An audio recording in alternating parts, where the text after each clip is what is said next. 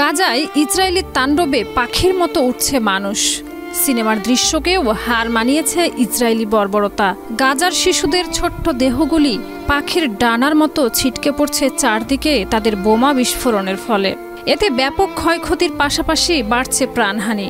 উদ্ধারকারী দলগুলো জানায়, ইসরায়েল বাহিনী ফিলিস্তিনি স্বাধীনতাকামী গোষ্ঠীর সঙ্গে যুদ্ধবিরতি চুক্তি ভেঙে নতুন আক্রমণ শুরু করেছে এবং গাজার বিভিন্ন এলাকা দখল করার হুমকি দিয়েছে। লিলি হালাল বিউটি সোপ, বিএসটিআই কর্তৃক সনদপ্রাপ্ত দেশের প্রথম হালাল বিউটি সোপ, দীপ্তিময় উজ্জ্বল ত্বকের জন্য। এই আক্রমণের পর বিমান হামলা আরও বৃদ্ধি পেয়েছে। কি আছে গাজার ভাগ্যে? কোন দিকে যাচ্ছে দেশটির ভবিষ্যৎ? ইসরায়েলি বাহিনী বিমান হামলা এবং স্থল অভিযান চালিয়ে গাজার বিভিন্ন এলাকায় ব্যাপক ধ্বংসযজ্ঞ সৃষ্টি করেছে। স্থানীয় সূত্রে জানা গেছে, হামলায় নিহতের সংখ্যা প্রতিনিয়ত বাড়ছে এবং আহতদের সংখ্যা হাজারেরও বেশি।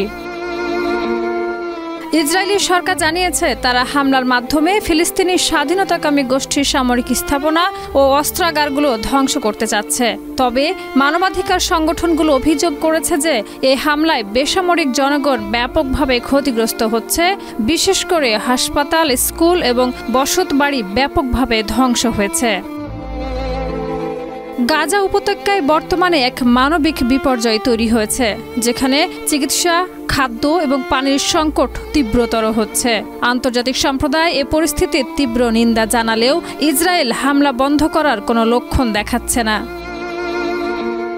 এদিকে জাতিসংঘের মানবাধিকার কমিটির সদস্যরা ইসরায়েলের হামলার ঘটনায় গভীর উদ্বেগ প্রকাশ করেছেন এবং যুদ্ধবিরতি চেয়েছেন। তবে ইসরায়েলি কর্তৃপক্ষ জানিয়েছে, হামলা চলবে যতক্ষণ না তারা তাদের লক্ষ্য পূর্ণ করতে সক্ষম হয়।